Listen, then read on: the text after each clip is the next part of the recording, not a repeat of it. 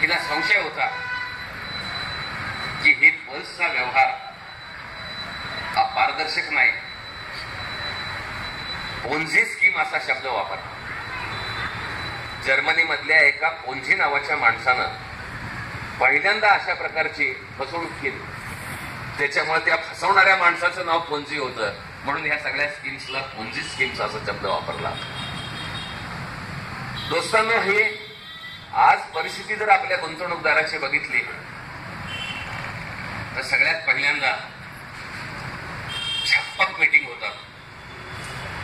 पहिल्यांदा पैसे कोणी मागत नाही, मीटिंगला चल म्हणतात. आणि मीटिंगला आल्याच्या नंतर एलसीडी प्रोजेक्टरवर कॉम्प्युटरवरती कुटक मंडला कशी जमीन आहे, सोलापूरमध्ये कशी जमीन आहे, मोहालीमध्ये काय आहे, आसाममध्ये चहाचे मळे कसे आहेत हे चित्र दाखवलं. आता त्याच्यामध्ये काही जमिनीची ओळख आपल्याला पडते. खरा कागद काय आहे, 7/12 आहे, 8 उतारा आहे. 7/12चा उतारा काय आपण बघितलेला नाही, परंतु छप्पक छान तिथं दिसलं. जेवायला चांगलं असतं आणि बोलणं एकदम मिठास सगळं बोलणं. आणि त्यामुळं आपण खळून जातो की 3 वर्षामध्ये दुप्पट होण्या इतकं व्याज कोणतीच बँक देत नाही.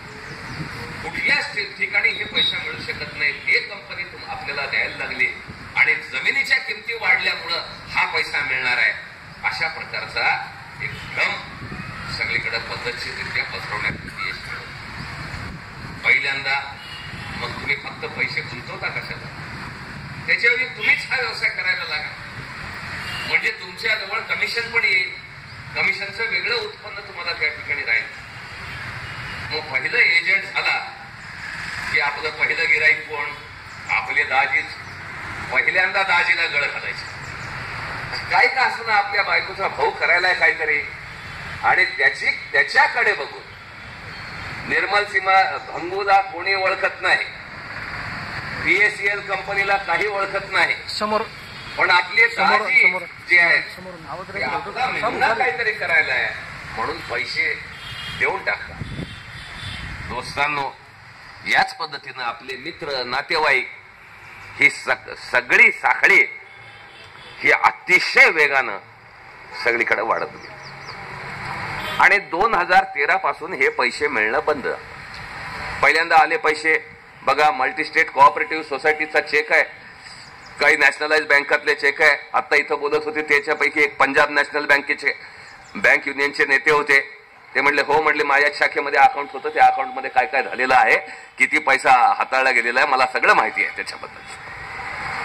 आणि हा पैसा 49,000 कोटी रुपये देशभरातल्या गुंतवणूकदाराचे आज बुडलेले आहे.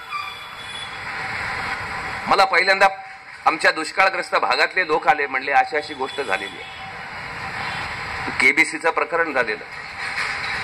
केबीसीच्या नंतर म्हणलं आता हे पल्सची एक अजून भानगड आली. केबीसी 11,000 कोटी. म्हणलं हे पल्स, इंटरनेटवर आकडे बघायला लागलो, म्हणले 49,000 कोटी. अरे बापरे. सबंध देशभरामधला शेतकरी समुदाय, या सगळ्या शेतकऱ्यांना कर्जमाफी द्यावी इतकी रक्कम, ती 49,100 कोटी सुद्धा कर्जमाफी नाही. देशभरातल्या शेतकऱ्यांना मिळालेली कर्जमाफी, ती तेवढी रक्कम तर एक कंपनी गडप करून टाकायला लागली. आणि आपण याच्याबद्दल काहीतरी केलं पाहिजे. सेबीकडे निर्णय घेतला परभणीमधल्या आमच्या लोकांनी की म्हणलं आपण आंदोलन अगोदर की या देशामध्ये स्टॉक मार्केटचं, शेअरचं, म्युच्युअल फंडाचं, कुठल्याही गोष्टीचं जर नियमन करायचं असेल तर तो अधिकार सेबीला आहे. खूप लोकांच्या डोक्यात गोंधळ आहे. आपण ग्राहक मंचामध्ये तक्रार, आपण त्या पल्स कंपनीचे ग्राहक आहोत का? ग्राहक कायद्यामध्ये आपण बसत नाही. कंपनीकडून कुठल्या वस्तू आपण खरेदी केलेल्या नाहीत आणि त्याच्यामुळे ग्राहक आपण त्या कंपनीचे नाही. त्या कंपनीला आपण माणसांचे, लोकांचे पैसे गोळा करून आणून दिले. त्या कंपनीचे कर्मचारी होतो का आपण? त्या कंपनीच्या कुठल्याही मास्टर रोलवर आपण नाहीत. आपण त्या कंपनीचे कामगार देखील नाही. मग कोण आहेत आपण? त्या कंपनीशी आपलं नातं काय? त्या कंपनीशी आपलं नातं जे आहे ते नातं हे गुंतवणूकदाराचं नातं आहे. इन्व्हेस्टर आपण त्याच्यामध्ये आहोत. ते पैसे गुंतवणारे आपण लोक त्याच्यामध्ये आहोत. आणि म्हणून जे आहे या गुंतवणुकीबद्दल जे नियमन करणारी यंत्रणा आहे त्या नियमन करणाऱ्या यंत्रणेकडे याचा जाब विचारला पाहिजे, हे आम्ही पहिल्यांदा ठरवलं. ही नियमन करणारी यंत्रणा मगाशी सांगितल्याप्रमाणे security and exchange board of India, मुंबईतल्या वांद्रा कुर्ला कॉम्प्लेक्समध्ये हेड ऑफिस. हर्षद मेहताच्या घोटाळ्यापासून हे नाव थोडं थोडं माहित व्हायला. 97 पासून सेबीच्या रडारवरती ही कंपनी आहे. 99-2000 मध्ये या देशात कलेक्टिव्ह इन्व्हेस्टमेंट स्कीम बद्दलचा कायदा पारित करण्यात आला 99 सालामध्ये. आणि त्या कायद्याच्या आधारे सेबीनं नोटीस पाठवली कंपनीला. नोटीस पाठवल्याच्या नंतर कंपनीनं सांगितलं, म्हणले हे या कायद्या आम्हाला लागूच होत नाही. आणि म्हणून एक जयपूर हायकोर्टामध्ये रिट पिटिशन या कंपनीनं केलं. 2007 पर्यंत हे रिट पिटिशन चाललं. आता त्या कोर्टाला काय खाऊ घातलं होतं भंगून, काय जादू केली होती त्याचं त्याला माहित. परंतु 2007 पर्यंत त्या हायकोर्टानं निकालच दिला नाही. आणि दिलेल्या हायकोर्टाच्या निकालावरती सुप्रीम कोर्टामध्ये सेबीला जावं लागलं. आणि सुप्रीम कोर्टानं आदेश काढला की हा कायदा या कंपनीला लागू होतो. म्हणजे या देशात पार्लमेंटनं पारित केलेला कायदा त्या कायद्याबद्दल लागू आहे का नाही याच्याबद्दल सेबी सारख्या केंद्र सरकारच्या भांडवलावरती नियंत्रण ठेवणाऱ्या संस्थेला सुप्रीम कोर्टात जाऊन आपल्या अधिकाराबद्दल बोलावं लागतं. मग गुंतवणूकदाराच्या अधिकाराची काय कथा या देशामध्ये?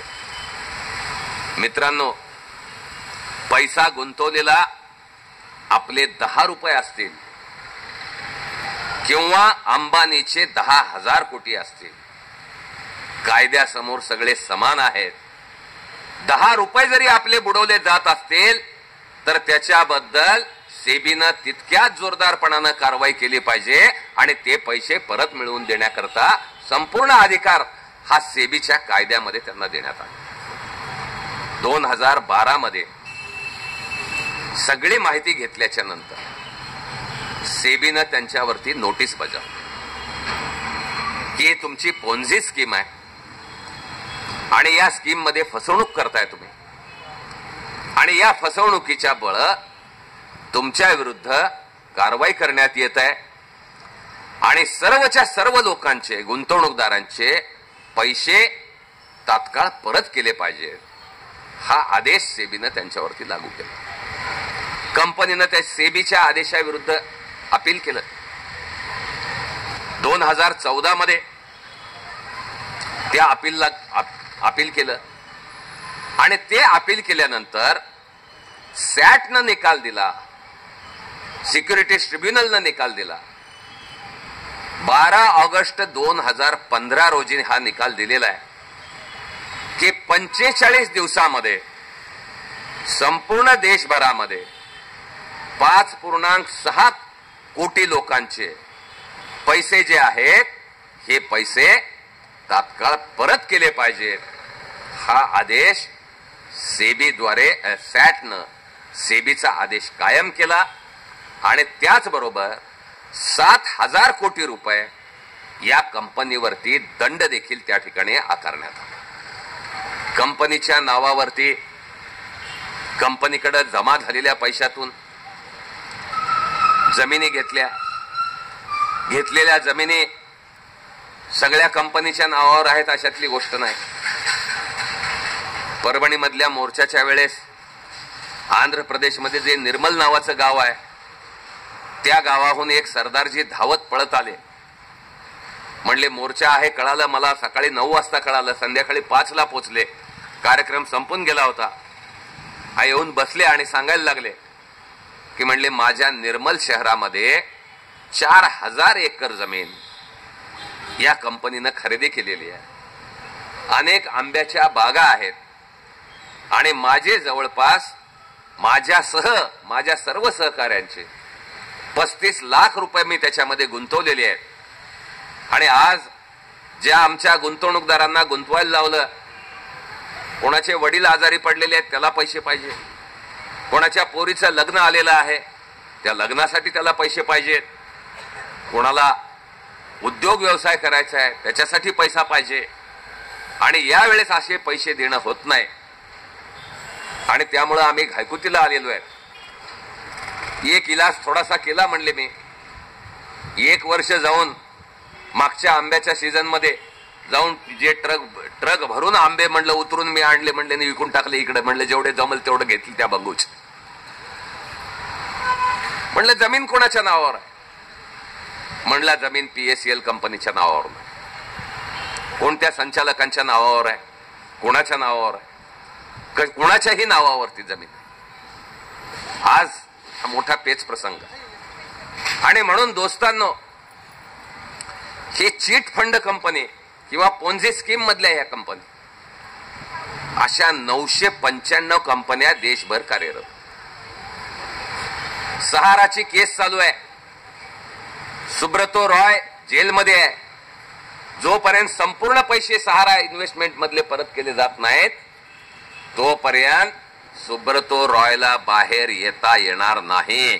हजारो लाखो करोडोचा मालक जेलमध्ये आज त्याला राहावं लागतंय जोपर्यंत पैसे देत नाही तो।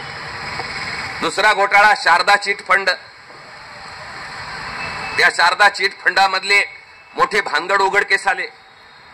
पश्चिम बंगाल, ओरिसा या राज्यामध्ये प्रमुख गुंतवणूकदार होते आणि त्या शारदा चिट फंडाबद्दल ममता बॅनर्जीचे अनेक खासदार हे त्या शारदा चिट फंड मध्ये अडकलेले आहेत आणि त्याच्यामुळं सगळ्या भानगडी त्या ठिकाणी चाललेल्या। ओरिसा राज्यानं एक आदेश काढला की म्हणले अशा प्रकारच्या कोणत्याही कंपनीनं जर जमिनीचा व्यवहार केलेला असेल तर त्या जमिनीच्या प्रॉपर्टीवरती राज्य सरकारनं स्वतः टाच आणले, म्हणले या जमिनीचं कुठल्याही प्रकारचं ट्रान्झॅक्शन हे होणार नाही।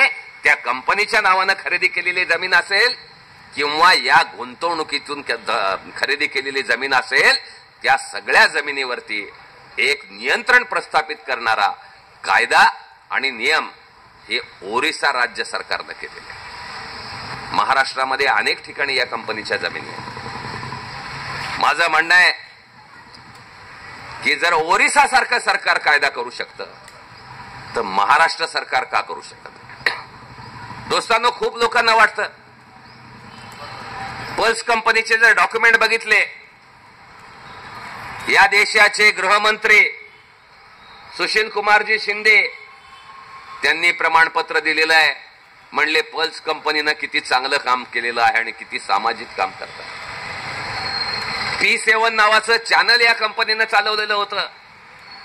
या चॅनलच्या उद्घाटनाला गेलेले आहेत, चॅनलच्या कार्यक्रमामध्ये गेलेले आहेत आणि निर्मल कुमार भंगू हे आज देशाचे जे गृहमंत्री आहेत राजनाथ सिंग त्यांच्या दिमतीला आणि स्वागत करत असतानाच्या सर्व तस्विरी फेसबुकवर फक्त शोधा, तुम्हाला त्या ठिकाणी सापडतील। या कंपनीचे बडे एजंट हे सगळे सांगतायत की म्हणले आता काय, म्हणले ऑक्टोबरच्या 15 ऑक्टोबरला होणारच आहे, आपले सगळ्याचे पैसे मिळणार आहेत। 15 ऑक्टोबर झाला, नाही म्हणले आता 27 नोव्हेंबरला मिळणार आहेत पैसे। 27 नोव्हेंबर झाला, नाही म्हणले आता 19 जानेवारीला मिळणार होते पैसे। आता ही कालची झाली ना 19 तारीख होती ना, सांगितली होती ना तुम्हाला 19 तारीख।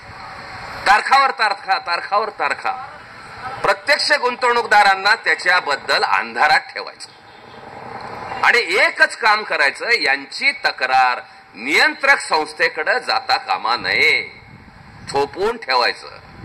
अंगावर येत असलं पाणी वळणानं काढून द्यायचं, म्हणजे करायचं। तुम्ही गुंतवलेले पैसे कोणाला माहित आहेत? लांडेंना माहित आहेत, बन्सी सातपुतेंना माहित आहेत, सेबीला माहित आहेत, ईडीला माहिती आहेत, पोलिसांना माहित आहेत, कोणाला माहित आहे? तुमच्या कंपनीमध्ये तुम्ही FD मध्ये किती गुंतवले, RD मध्ये किती गुंतवले, कोणाला माहिती आहे? फक्त तुम्हाला आणि त्या कंपनीला दोघांनाच माहित आहे तुमचा किती आपसातला काय व्यवहार आहे। आणि तिसऱ्या एजन्सीला, तिसऱ्या कुठल्याही घटकाला तुमच्या गुंतवणुकीची जर माहितीच नसेल तर कोण पैसे देणार आहे? कंपनी पैसे देणार आहे हा भ्रम आहे, ही खोटी गोष्ट आहे.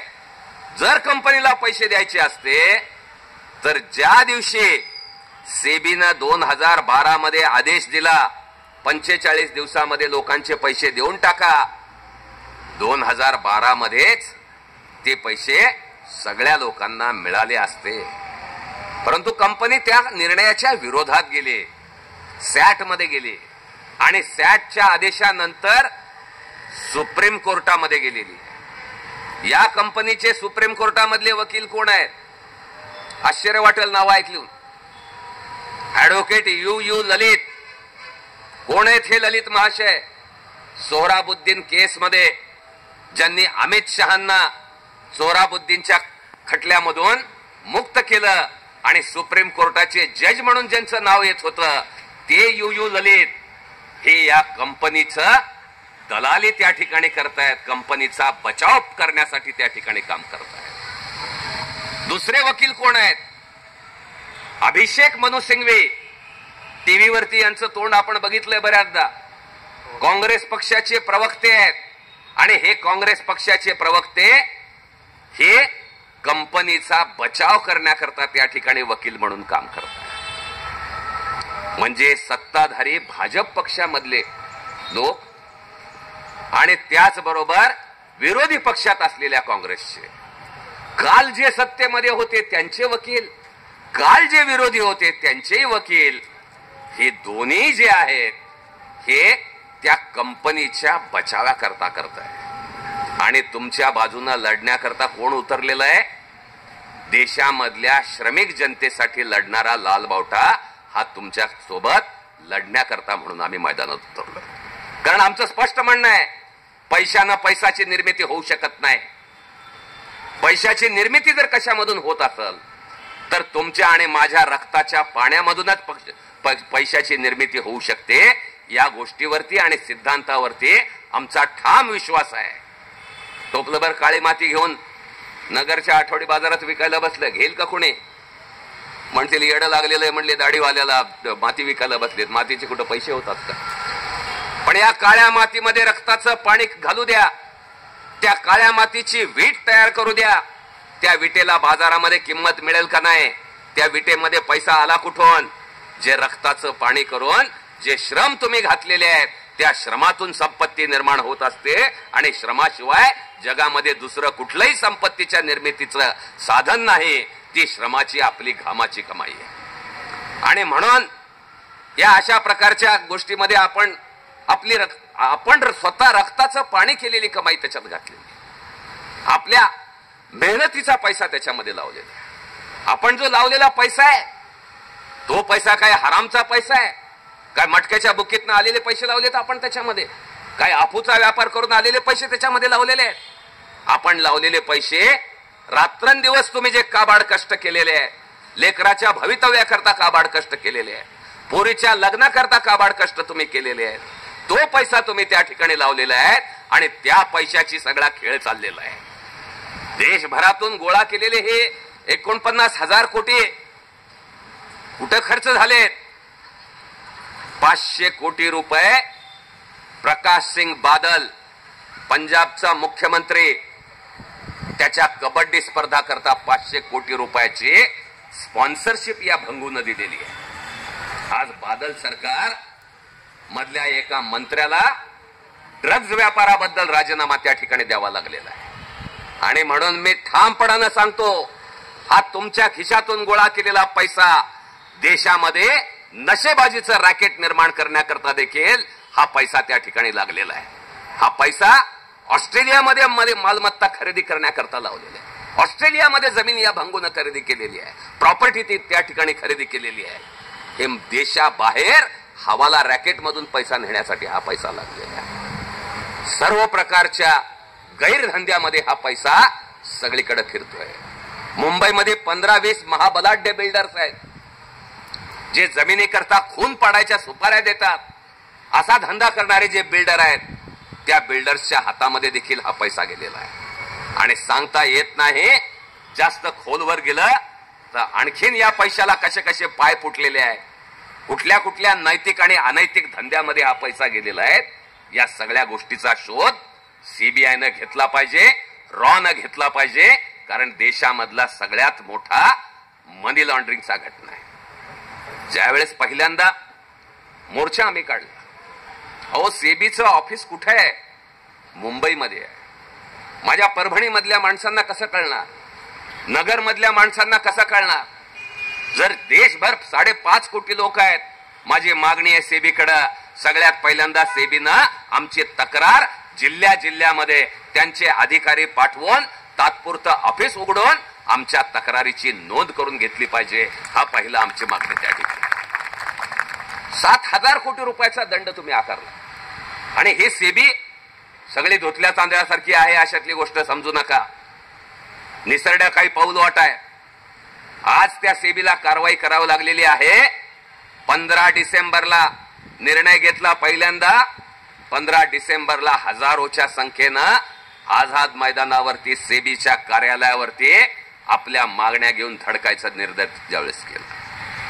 मोर्चा येतोय म्हणल्यानंतर मग सेबीला जाग आली आणि सेबीनं डिक्लेअर करून टाकलं की म्हणले होय जरूर आदेश दिलेला आहे, रिकव्हरीचा आदेश काढलेला आहे. म्हणलं जर सेबीनं परत करायचा आदेश दिला आणि तो आदेश एक हा निर्मल सिंग भंगू आणि त्याची पीएसएल कंपनी जर या देशाचा कायदा मानत नसेल तर सेबी या देशातल्या या भंगूची जमीन का जप्त करत नाही, मालमत्ता का जप्त करत नाही, अकाउंट का फ्रीज करत नाही. आणि जर तुम्हाला त्या ठिकाणी सेबीनं हे ताबडतोब केलं पाहिजे आणि आमचे पैसे परत देण्याकरता पावलं उचलले पाहिजे. 995 कंपन्या देशामध्ये लुबाडतायत आणि देशभरामध्ये या प्रकारे लुबाडल्या गेलेल्या लोकांची संख्या किती आहे? 2.25 लाख कोटी रुपयापेक्षा जास्त रक्कम अशा प्रकारच्या कंपन्यांमध्ये. एकटी पल्स आहे अशातली गोष्ट नाही. मैत्रेयचं दुकान वाजलं, दर महिन्याला मैत्रेयमधून तारीख द्यायचंच काम चाललंय. गरिमा नावाची कंपनी आहे, तिचं तारखावर तारखा त्या ठिकाणी सुरू झालेली आहे. 995 पैकी 95 कंपन्यांविरुद्ध सेबीनं आदेश जारी केलेले आहे. 2003 मध्ये केलाय, 12 मध्ये केलाय, 14 मध्ये केलाय, 15 मध्ये केलाय. जवळपास दर महिन्यामध्ये एक अशा प्रकारचा आदेश सीबीकडून जारी होतोय.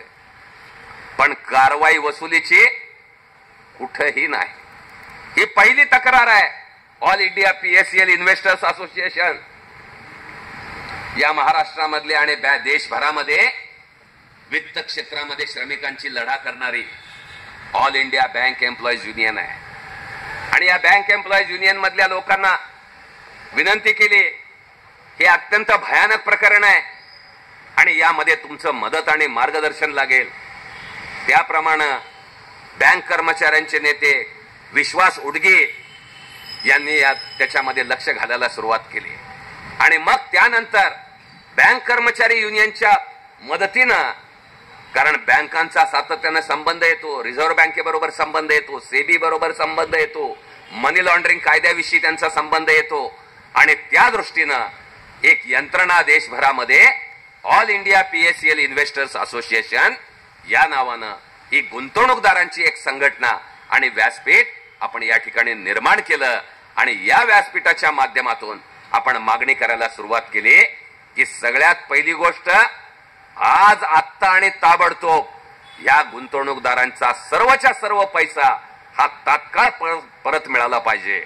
आणि तो परत देण्याची जबाबदारी वित्त व्यवहाराचं नियंत्रण करणाऱ्या सेबी या केंद्र सरकारच्या नियंत्रक संस्थेत. सेबी जवळ अधिकार आहे की जर एखाद्या कंपनीनं आदेश नाही पाळला तर त्या कंपनीची मालमत्ता जप्त करता येते. आणि 11 डिसेंबरला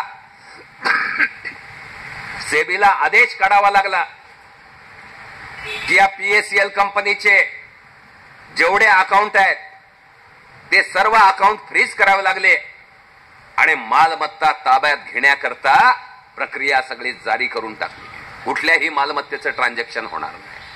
फक्त कंपनीचा आदेश काढलेला नाहीये, कंपनीचे जेवढे डायरेक्टर आहेत त्या डायरेक्टरची वैयक्तिक खाती आणि त्यांच्या वैयक्तिक मालमत्ता या देखील ताब्यात घेण्याकरता आजपर्यंत देशभरामध्ये सेबीनं केलेली देशातली सगळ्यात मोठी कारवाई तुमच्या एकजुटीच्या फक्त 8 ते 10 हजार पल्स गुंतवणूकदाराच्या एकजुटीचा मुंबई मधल्या मोर्चाच्या जोरावरती ही आपण कारवाई करायला भाग पाडलेला आहे मित्रांनो.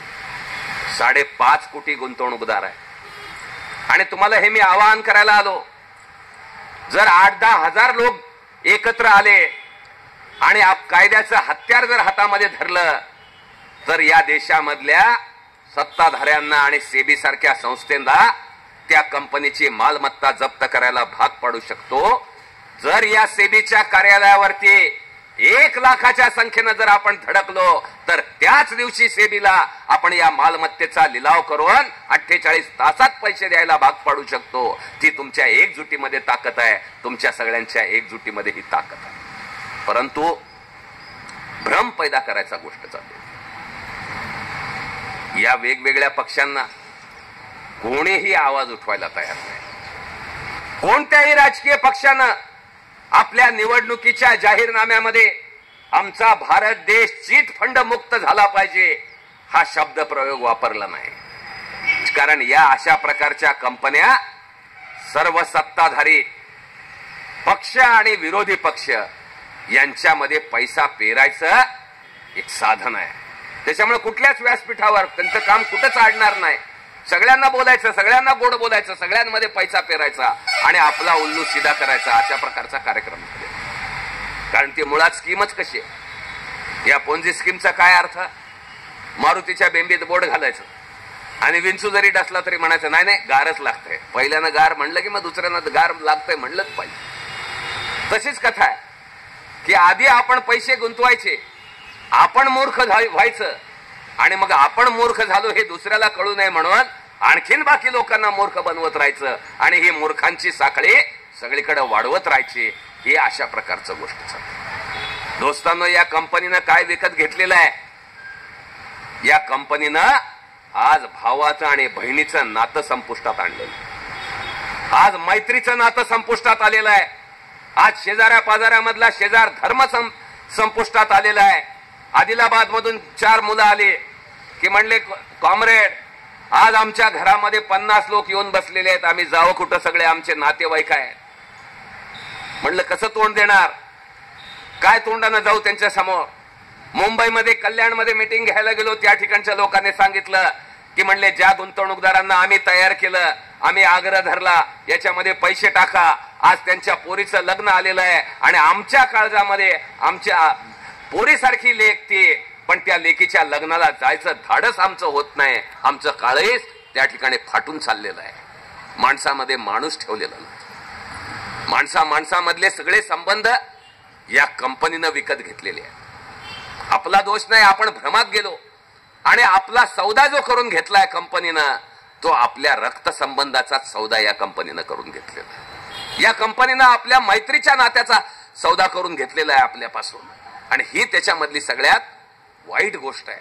आणि म्हणून दोस्तांनो, पुन्हा एकदा एकमेकांचा हात आपण धरूया, एकमेकांना साथ देऊया, जरा बारकाईनं अभ्यास करायला लागा. मी म्हणत नाही तुम्हाला आमच्यावरती विश्वास ठेवा, परंतु सगळ्यात अगोदर स्वतःवरती विश्वास ठेवायला शिका. जरा आत्मविश्वासानं आणि जिद्दीनं आपले हे गुंतवलेले पैसे परत मिळवण्याकरता जरा एकजूट होण्याचा आपण या ठिकाणी प्रयत्न करू. एकजुटीच्या साह्यानं बदल करावा लागेल. जर या देशामधले लाखो गुंतवणूकदार एकजुटीनं जर उतरलो तर या ठिकाणी जर ओरिसा सारखं राज्य जमिनीबद्दल कायदा करू शकतं तर असा कायदा महाराष्ट्रात का होत नाही, संपूर्ण देशामध्ये का कायदा होत नाही. सेबीनं आज मालमत्ता जप्त केलेली आहे आणि कालचा रिपोर्ट आहे की सीबीआयनं या भंगूला कस्टडीमध्ये घेऊन 20,000 डॉक्युमेंट्स एकत्र केलेले आहे आणि या 20,000 डॉक्युमेंट्स मधून ज्या संपत्तीची कागदपत्र ताब्यात घेतलेली आहेत त्याचं जर मूल्य बघितलं तर 1,85,000 कोटी एवढी मूल्य असलेली मालमत्ता ही त्या कंपनीच्या भंगूच्या ताब्यातून आणि संचालकांच्या ताब्यातून सीबीआयनं हस्तगत केलेली.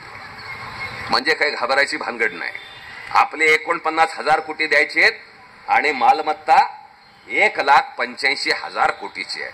म्हणजे अर्ध्या मालमत्तेचा लिलाव झाला तरी आपल्या सगळ्यांचे पैसे परत मिळू शकतात. हे मात्र आपल्या मनाशी पक्की खूण गाठ बांधणार. परंतु हे लिलाव कधी होणार आणि कधी आपल्याला पैसा मिळणार? काही कंपनीचे एजंट आणि दलाल लोक आहेत, ते सगळीकडे सांगत सुटलेले आहेत. कोणीतरी बाई आहेत पुण्याच्या, सांगायला लागल्या आहेत, नाही नाही सेबीकडे वगैरे काहीच करायचा अर्ज गरज नाही, आपली केस सुप्रीम कोर्टामध्ये चालू आहे. अरे सुप्रीम कोर्टात आपलं काय काम आहे? सुप्रीम कोर्टात आपण जाऊन काय करणार आहे? आदेश कोणी काढला? सेबी या संस्थेनं आदेश काढला.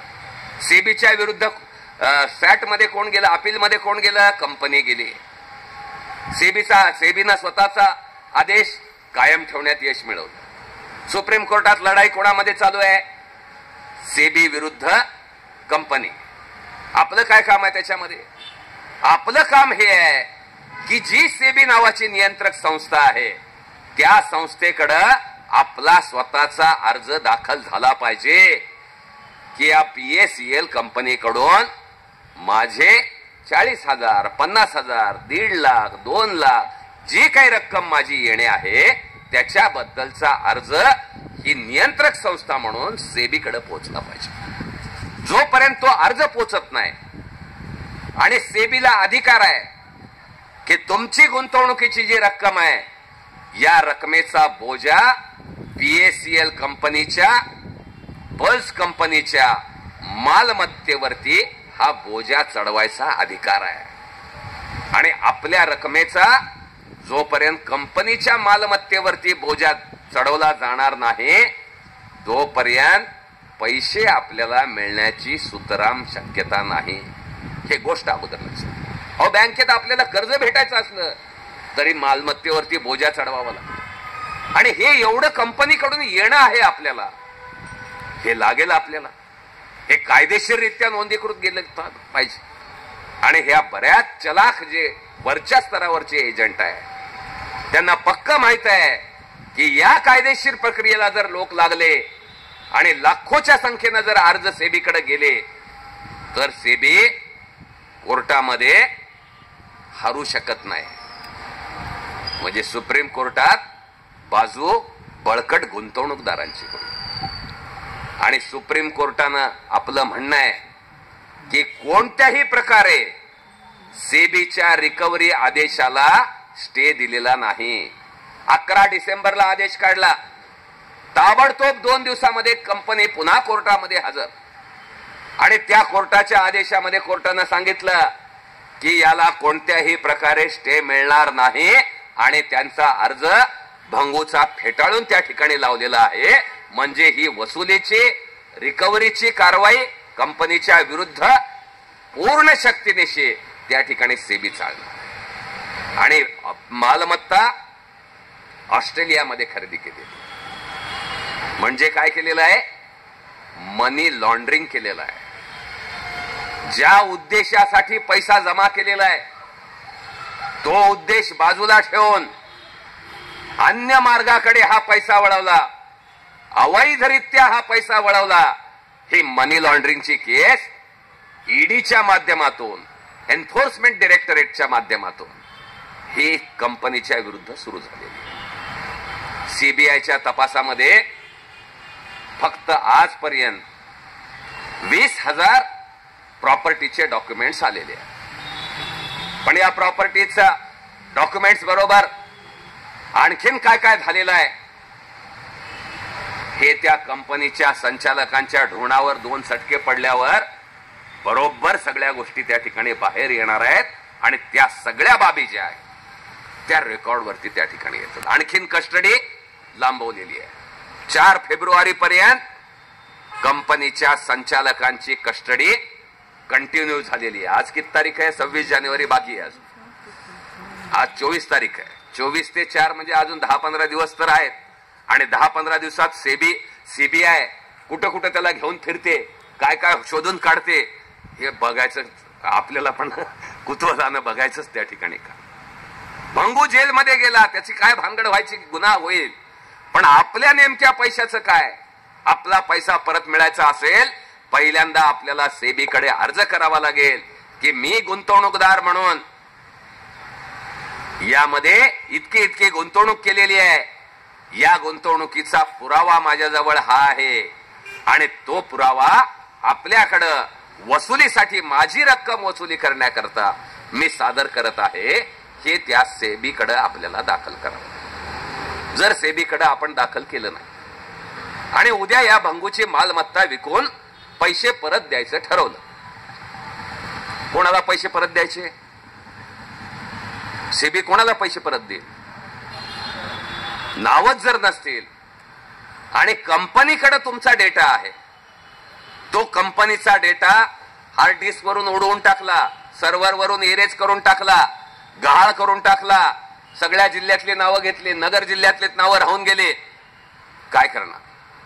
कसं तपासणी करणार? आणि म्हणून दोस्तांनो, पहिली जबाबदारी आपल्या सगळ्यांची ही आहे की आपला अर्ज सेबीकडे दाखल झाला पाहिजे. परभणीमध्ये पहिला 700 लोकांचा मोर्चा काढला. जिल्हाधिकाऱ्यांना सांगितलं सेबीकडे पत्र पाठवलं पाहिजे तुम्ही आणि सेबीकडे मागणी केली पाहिजे. मोर्चाची बातमी, मुंबईमध्ये मनी लाईफ फाउंडेशन नावाची संस्था आहे, ज्या मनी लाईफ फाउंडेशन मधल्या सुचेता दलाल म्हणून बाई आहेत आणि ज्या लोकांनी हा पारेख आणि हर्षद मेहताचा घोटाळा ज्यांनी बाहेर काढला, त्या नामवंत अर्थतज्ञांनी त्यांच्या वर्तमानपत्रामध्ये ही बातमी छापली आणि त्या ठिकाणी जे आहे तात्काळ सेबीला निर्णय घ्यावा लागला. ते म्हणले ऑनलाईन आम्ही अर्ज उपलब्ध करून देतो. म्हणलं ऑनलाईन देतात, अर्ज बिलकुल ऑनलाईन उपलब्ध करून दिला त्यांनी. म्हणलं ऑनलाईन अर्जानं मुंबईमधले 4 लोक भरतील, आमच्या नांदेड जिल्ह्यामधल्या लोहा तालुक्यामधल्या गंगूबाईला कसा अर्ज भरता येईल, अकोल्यामधल्या मूर्तिजापूर मधल्या सखारामला कसा अर्ज भरता येईल. आणि म्हणून आपला आग्रह आहे की हे हार्ड कॉपी मध्ये अर्ज भरायचे आणि एकट्या दुकट्यानं जाऊन द्यायचे नाहीत. आपली संघटनेच्या माध्यमातून 1 लाख लोकांचे अर्ज घेऊन सेबीच्या दरवाजावरती आपल्याला थाप मारायची आहे आणि आमचे पैसे वसूल करून दिले पाहिजेत. हा हट्ट त्या ठिकाणी घेऊन आपल्याला धरणं देऊन त्या ठिकाणी बसायचं. कमीत कमी 3 दिवस बसायचं. प्रॉपर्टीचा लिलाव करणं फार अवघड काम नाही. इंटरनेट आहे, 48 तासात लिलाव करता येतो. मालमत्तेचा लिलाव करायचं म्हणलं 48 तासात जगभरातले ग्लोबल टेंडर्स कॉल करता येतात. फार काय अवघड गोष्ट त्याच्यामध्ये आहे अशातली गोष्ट. परंतु हे करण्याकरता त्यांना भाग पाडेल अशी लोकशक्ती संघटित जोपर्यंत होणार नाही तोपर्यंत हे काम होणार नाही. आणि म्हणून दोस्तांनो, कंपन्या 995 कंपन्यांनी बुडवलेलं आहे, 2.25 लाख कोटी रुपयाला बुडवलेलं आहे. पण वसुलीची कारवाई फक्त 3 कंपन्या विरुद्ध झालेली आहे. ती म्हणजे पहिली सहारा, दुसरं शारदा चिट फंड आणि तिसरं पल्स आणि पीएससी. केबीसी मधली रिकव्हरीची ऑर्डर आहे, मैत्रेयची रिकव्हरीची ऑर्डर आहे, पण जप्तीची ऑर्डर कुठेही नाहीये. त्याच्यामुळे आपल्याला सगळ्यांना आव्हान आहे की आज या ठिकाणी जे आहे की जी आपली ऑल इंडिया पीएससीएल इन्व्हेस्टर आहे, तुमचं आणि माझं नातं काय? हे काय भावकीचं नातं नाही आपलं. एका गावातले पण आपण नाहीत, एका भाषेचे पण आपण नाहीत. आपण सगळे संघटनेचे सदस्य म्हणून एकत्र, गुंतवणूकदार या नात्यानं, गुंतवणूकदार संघटनेचे सदस्य या नात्यानं आपण लढण्याकरता हे व्यासपीठ निर्माण केले. संघटना हे न्याय मिळवायचं आणि हक्क मिळवायचं हत्यार आपल्या देशामध्ये आहे. देशाच्या घटनेनं तो अधिकार आपल्याला दिलेला आहे आणि त्या माध्यमातून ही गुंतवणूकदारांची संघटना आपण निर्माण केलेली आहे. आणि या संघटनेच्या जोरावरती, संघटनेच्या माध्यमातून आपल्याला हा लढा पुढे न्यायचा आहे. सगळ्यात अगोदर सावध राहायचंय. सगळ्यात कंपनीचे जे वरचे दलाल लोक आहेत, बडे एजंट आहेत, जे कमाई करून बसलेले आहेत, पहिल्या टप्प्यामध्ये भडा ज्यांचे पैसे परत निघाले आणि नंतर चिडी चूप होऊन गेले, ते सगळे बडे एजंट आहेत. त्यांची इच्छा आहे की या भंगून पैसे द्यावेत, पण कोणामार्फत द्यावेत? एजंटामार्फत द्यावेत. आपलं म्हणणं एजंटाचा प्रश्न नाही, खालचा एजंट वरचा एजंट काही भानगड नाही. जो गुंतवणूकदार आहे त्या गुंतवणूकदारासाठीचा कायदा आहे. कलम 11 प्रमाणे गुंतवणूकदाराच्या हितसंबंधांचं रक्षण करणं सेबीची जबाबदारी आहे आणि त्यानुसार सेबीनं हा पैसा थेट गुंतवणूकदाराच्या ताब्यामध्ये आणि त्याच्या अकाउंटवरती दिला पाहिजे, ही आपली मागणी आहे. पुन्हा कंपनीच्या त्या फसवणुकीच्या जाळ्यामधून तो पैसा परत घ्यायला आपला ठामपणानं विरोध आहे. ही पण गोष्ट आपल्याला या ठिकाणी स्पष्टपणानं सांगतो. मित्रांनो, कदाचित आपल्याला साथ देणारे काही छोट्या कनिष्ठ स्तरावरचे एजंट देखील असतील. त्यांना देखील माझं आवाहन आहे की दोस्तांनो, आपल्या जवळच्या लोकांना अडलेले आहेत, आपला नातेसंबंध मैत्री संबंध याच्यात नष्ट व्हायला आहे. वेगळ्या मार्गाने गेलं तर सगळेच अडकून जायचं काम आहे. झालं ना केबीसी मध्ये. केबीसीचं ज्या वेळेस सुरू झालं, खालच्या एजंटानं वरच्या एजंटावर केस करायची, वरच्यानं खालच्यावरती करायचे, एकमेकांना फसवणूक केली म्हणायच्या, सगळ्या क्रिमिनल केसेस करायच्या आणि पुन्हा उकंडा उकरला आणि हाताला केसच. त्याच्या पलीकडे पैसे कोणालाच भेटले नाही. चांदी मात्र पोलिसांची सगळी होऊन गेली. याच्याबद्दलचा रास्त कायदा आहे आणि त्यामुळं तुम्ही ज्यांना गुंतवणूक करायला भाग पाडले त्या लोकांना अर्ज भरण्याकरता प्रवृत्त करा, आपल्या हातून झालेली चूक दुरुस्त करण्याकरता आणि त्या लोकांमध्ये विश्वास जागवण्याकरता त्यांना अर्ज भरवायचा प्रयत्न करा आणि या लढ्याचं आणि रिकव्हरीचं महत्व सगळ्यापर्यंत पोहोचवून स्वतःच्या पापातून मुक्त होण्याचा त्या ठिकाणी प्रयत्न करा. हे जर आपण इथं कोणी संघटनेमध्ये एजंट आहे म्हणून वरचं पद मिळणार नाही. या ठिकाणी सामान्य गुंतवणूकदार एजंट सगळे या ठिकाणी संघटनेमध्ये समान आहे. जो संघटनेच्या भूमिकेवरती आंदोलन करण्याकरता, संघटना वाढवण्याकरता आणि लोकांच्या हक्काकरता लढा देण्याकरता अग्रेसर राहील आणि जो क्रियाशील सभासद होईल त्यामधून ठिकठिकाणच्या कमिट्या या आपण त्या ठिकाणी अस्तित्वात आणू. बडा एजंट आहे म्हणून बड्या कमिटीवर आपोआप घेऊ असं या ठिकाणी अजिबात होणार नाही. म्हणजे स्पष्ट सांग की त्याच्याबद्दलची कुठल्याही प्रकारची गोष्ट त्याच्यामध्ये नाही.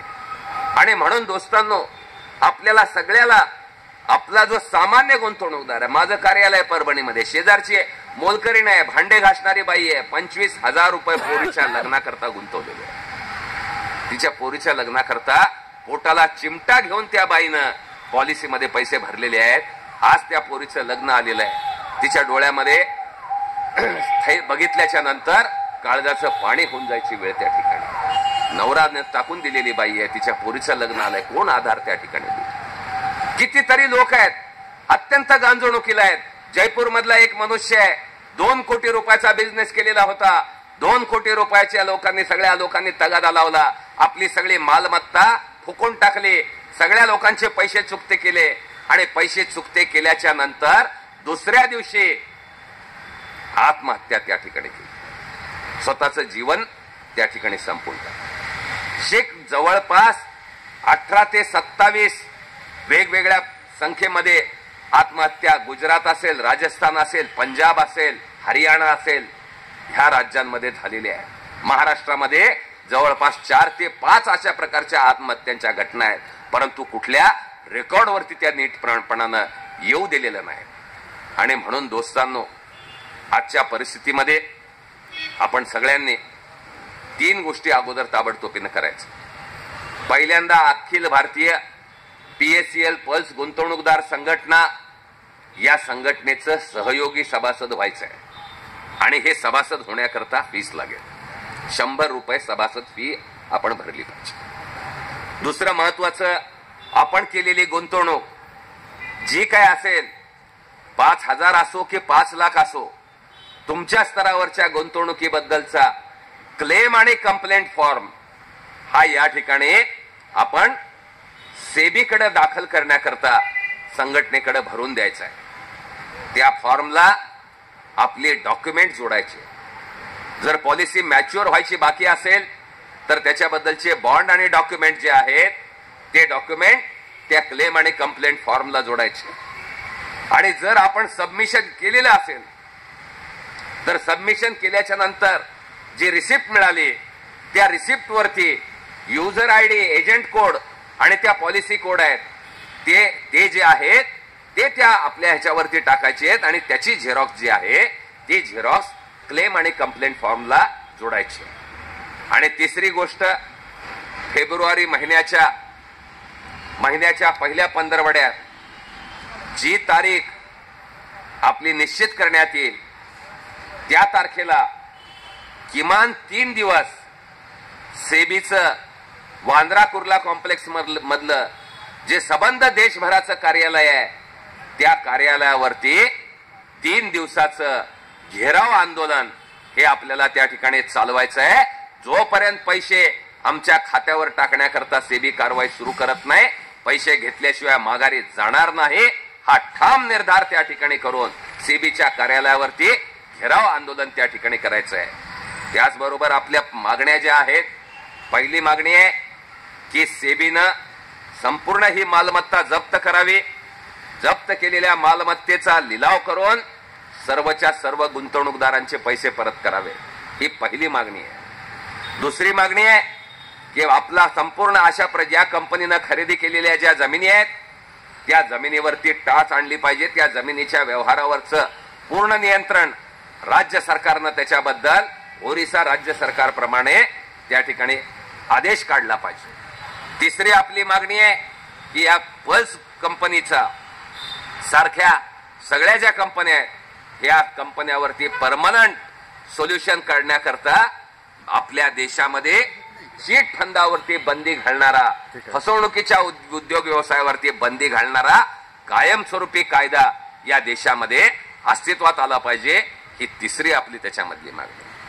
आणि चौथं महत्वाचं त्याच्यामधला जो भाग आहे ते म्हणजे ज्या या ठिकाणी आपल्या सर्व गुंतवणूकदारांच्या तक्रारी घेण्याकरता जिल्ह्यामध्ये जसं प्रत्येक जिल्ह्याला रिझर्व्ह बँकेचा ऑफिसर आहे, नाबार्डचा ऑफिसर आहे, त्या पद्धतीनं प्रत्येक जिल्ह्यामध्ये या सेबीचं कार्यालय हे चाललं पाहिजे. म्हणून ज्या कुठल्या गुंतवणूकदाराच्या तक्रारी असतील त्या तक्रारी मांडण्याकरता, एक आवाज उठवण्याकरता, न्याय मिळवण्यासाठी एक व्यासपीठ त्या प्रत्येक जिल्ह्यामध्ये हे तक्रारीबद्दलचं त्या ठिकाणी उपलब्ध राहील. या आपल्या मागण्या आहेत. मित्रांनो, आपण सगळ्यांच्या एकजुटीवरती आणि शक्तीवरती ही लढाई आपल्याला पुढे न्यावी लागणार. वर्तमानपत्रामधून जशा बातम्या यायला लागल्या, कालवा सगळीकडे सुरू झाली. ऑल इंडिया बँक एम्प्लॉईज असोसिएशनचे उडगी त्यांनी पत्रकार परिषद घेऊन जाहीर केलं. पेपरमध्ये लेख यायला लागले. महाराष्ट्र टाइम्स, लोकसत्ता, 23 वर्तमानपत्रांनी याच्याबद्दल भरपूर चर्चा केली. त्या सगळ्या गोष्टी आपण वाचलेल्या असाल, काही संग्रही त्या ठिकाणी ठेवलेला असाल. या गोष्टीचा नीट अभ्यास करा. आपल्या देशाच्या अर्थव्यवस्थेला लागलेली ही कीड आहे. एवढे पैसे 49,000 कोटी रुपये हे जर खरोखरच उत्पादक गोष्टीला लागले असते, किती सूतगिरण्या चालल्या असत्या, किती साखर कारखाने चालले असते. हा सगळा तुमच्याकडून गोळा केलेला पैसा हा अनुत्पादक क्षेत्रामध्ये जातोय, उत्पादनाच्या क्षेत्रामध्ये येत नाही. आणि हा पैसा हॉट करन्सी मध्ये जातोय, हा ब्लॅक मार्केटिंग मध्ये हा पैसा जातोय, हा ड्रग्ज आणि नार्कोटिक्स मध्ये हा सगळा पैसा जातोय, हा सगळा काळ्या धंद्यांमध्ये हा पैसा सगळीकडे फिरत राहतोय. आणि म्हणून या देशामधली समांतर अर्थव्यवस्था जी देशाच्या अर्थव्यवस्थेला कीड लावतीये, ती कीड या अशा प्रकारच्या गोष्टीमधून निर्माण होतीये. त्याच्यामुळे याच्याबद्दल आपण जास्त जागरूक राहिलं पाहिजे. आज या ठिकाणी आपल्या सगळ्यात उशिरा आपण हा मेळावा घेतला, परंतु मला खात्री आहे की या नगर जिल्ह्यामधल्या एक मोठी संघर्षाची परंपरा असलेला हा जिल्हा आहे. या जिल्ह्यानं गिरणी कामगारांच्या लढ्यामधले जेवढे लोक भूमिगत व्हायचे ते नगर जिल्ह्यामध्ये येऊन भूमिगत व्हायचे. आणि देशामध्ये ज्यावेळेस 1857च्या बंडानंतर सगळ्या देशामध्ये ज्यावेळेस शांतता पसरलेली होती, त्यावेळेस 1875 सालामध्ये या नगर जिल्ह्यामधल्या शेतकऱ्यांनी सावकारशाही विरुद्ध उठाव करून सबंध देशभरामधल्या शेतकऱ्यांना लढण्याचा एक नवा मार्ग या देशामध्ये शिकवायचं काम नगर जिल्ह्यामधल्या लोकांनी केलेलं आहे. आणि म्हणून नगर जिल्ह्यामधल्या तमाम तडफदार गुंतवणूकदारांनी सेबीवरच्या लढ्यामध्ये सगळ्यात मुंबईला जवळ असल्यामुळं प्रचंड मोठ्या संख्येनं आपण त्या ठिकाणी भागीदारी करावी.